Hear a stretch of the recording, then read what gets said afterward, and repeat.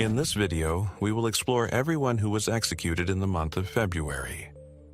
We will look into their crimes, their last words, and the last meals they requested before facing their fate. Marion Bowman, State, South Carolina. On February 16, 2001, 20-year-old Bowman had an argument with 21-year-old Candy Louise Martin over a debt, which escalated into a fight during which he shot her multiple times in a wooded area. He then dragged her body, placed it in the trunk of a car, and set it on fire in a remote location. Hours earlier, he had threatened her, saying, "You'll be dead before nightfall." His cousin, James Taiwan Gadsden, testified against him, stating that he witnessed the crime and that Bowman had planned it. The evidence was conclusive. The weapon was recovered from a river and linked to the case through ballistic and DNA tests. In 2002, Bowman was sentenced to death.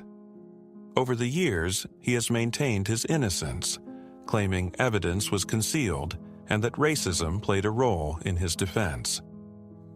The day before his execution, Bowman was offered a last meal. He requested fried seafood, wings and chicken strips, onion rings, banana pudding, German chocolate cake, and cranberry pineapple juice. On January 31, 2025, he was executed by lethal injection in South Carolina. As the execution chamber curtain opened, he briefly looked at his attorney, then at the ceiling before closing his eyes. When asked for his last words, he said, "Death row inmates may be labeled as the worst, but we've all changed since that moment that cost us everything. I know Candy's family suffers, and rightfully so, they're angry. If my death brings them some relief, then I guess it will have served some purpose. I hope they find." Stephen LaWayne Nelson, State, Texas. On March 3, 2011, at 24 years old, Nelson entered the North Point Baptist Church in Arlington, Texas, intending to rob it. Only Reverend Clint Dobson, 28, and Secretary Judy Elliott, 69, were present. Nelson, already on parole for a prior assault, brutally attacked the victims. He beat and strangled Dobson with a computer cable before suffocating him with a plastic bag. Elliott sustained severe injuries, including facial fractures and a brain hemorrhage, but survived after a long recovery. After the crime, Nelson stole Dobson's laptop, Elliott's credit cards, and her car. He used the cards to buy clothes and jewelry and sold the laptop for money. The police quickly identified him through fingerprints and bloodstains on his shoes. He was arrested and convicted of capital murder, a crime in Texas punishable by death. Although another man was initially detained, the charges against him were dropped. On February 5, 2025, Stephen LaWayne Nelson was executed by lethal injection at the Huntsville State Penitentiary. Since he was executed in Texas, he was not granted a last meal. He was declared dead at 6:50 p.m. Central Standard Time. Just before the injection, Nelson repeatedly told his wife, Helene Noah Dubois, that he loved her and was grateful. Dubois, who was watching from the witness room, raised a white service dog that she was allowed to bring in. "It is what it is," Nelson said. He then added, "Enjoy life." Before the lethal dose began, he said, "I'm not afraid, I'm at peace.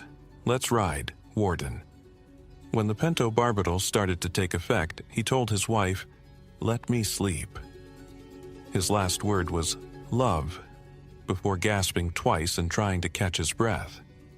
His body trembled for a few seconds before becoming still. He was declared dead 24 minutes later. Demetrius Terrence Frazier, State, Alabama. On November 27, 1991, Frazier broke into the apartment of 40-year-old Pauline Starks Brown in Birmingham, Alabama. After forcibly waking her up, he demanded money and sexually assaulted her at gunpoint. He then shot her, and despite Brown pleading for her life, Frazier murdered her before stealing the money. Months later, on March 8, 1992, in Detroit, Michigan, Frazier attempted to assault 14-year-old Crystal Kendrick. He held her captive in an abandoned house, and when she tried to escape, he shot her, ending her life. Frazier was arrested shortly after in Michigan, where he confessed to both crimes. In 1996, he was convicted of the murder of Pauline Brown in Alabama and sentenced to death. In 2018, he chose to be executed by nitrogen hypoxia, a method adopted in Alabama as an alternative to lethal injection. The day before his execution, he was offered a last meal. Frazier requested Taco Bell food, including burritos and a Mountain Dew soda. The state of Alabama executed Demetrius Terrence Frazier on Thursday night using this method. He was declared dead at 6:36 p.m., according to Governor Kay Ivey's office. He became the fourth person to be executed in the state using this procedure. When asked for his last words, Frazier said, "First of all, I want to apologize to the friends and family of Pauline Brown. What happened to her should never have happened. I want to apologize." James Dennis Ford, State, Florida. In 1997, James Ford invited Greg and Kimberly Mallory on a fishing trip, but he brutally attacked them. Greg was shot in the head with a .22 rifle and then struck with an axe, while Kimberly was hit in the head and sexually assaulted before being murdered. Additionally, the couple's 22-month-old daughter was left in the truck for over 18 hours, exposed and covered in her mother's blood. Ford was found guilty of murder, sexual assault, and child abuse. The brutality of the case and the vulnerability of the child further aggravated his crime. Despite multiple appeals, his death sentence was upheld in 1999, and he has remained on death row at Florida State Prison since then.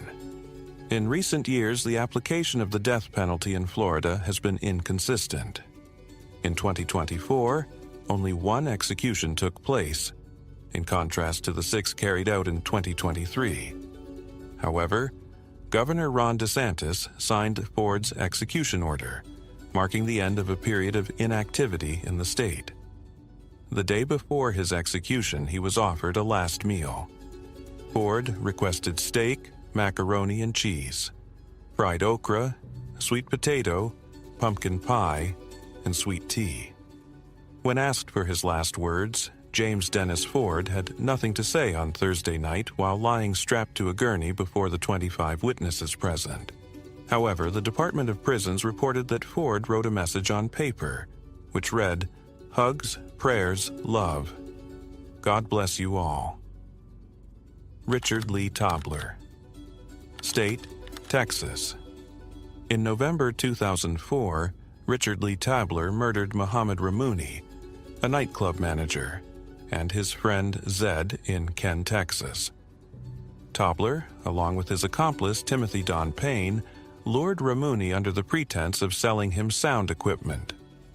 Upon arriving at the location, they ambushed him, shooting Zed first, then Ramouni, who was shot again as he was dragged from the car. After committing the double murder, Tabler stole Ramouni's wallet and other items from the vehicle, while Payne filmed the crime with a video camera. Tabler later called the police to take responsibility and threaten more murders. 2 days later, on November 28th, Tabler murdered Amanda Benefield and Tiffany Lorraine, 2 teenagers who worked at the same nightclub. He selected them from a list of employees he believed had implicated him in the previous murders. Tabler kept calling the police, mocking them and making new threats. Tabler was arrested and sentenced to death for the 4 murders, found guilty for his brutality and the constant threats he made after the crimes. On February 13, 2025, Richard Lee Tobler was executed at the age of 46. At 6:38 p.m., He was declared dead after receiving a lethal dose of pentobarbital. Tobler was the second man executed in Texas in 2025. In his final statement, Tobler apologized to the families of his victims, some of whom were present during the execution. He also thanked his family, legal team, and death row staff for their support. Not a day goes by that I don't regret my actions. I had no right to take their loved ones, and I ask and pray. I hope and pray that one day you find it in your hearts to forgive me for those actions. None of my apologies will bring them back.